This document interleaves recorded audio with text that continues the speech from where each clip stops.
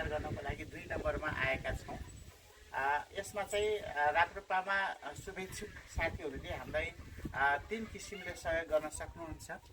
एउटा चाहिँ हामीले राप्रपालाई फुल टाइम कसरी दिन सक्छु भनेर पनि त्यसरी आउन सक्नुहुन्छ, जो पार्टीको लागि 24 घण्टा फुल टाइमर्स भएर पनि।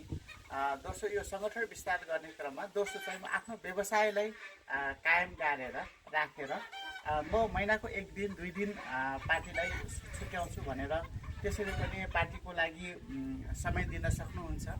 र तेस्रोमा चाहिँ आफ्नो काममा गएर सक्रिय रूपमा नदेखेर राप्रपाको शुभेच्छुक भएर चुनावमा राप्रपालाई हलोमा भोट हालिदिएर त्यसरी र आफ्ना शुभेच्छुकहरूलाई राप्रपामा भोट हालिदिनु भनेर शुभेच्छुक भएर पनि त्यसरी हामीले 3 किसिमको रूपमा हामीलाई सहयोग गर्न सक्नुहुन्छ।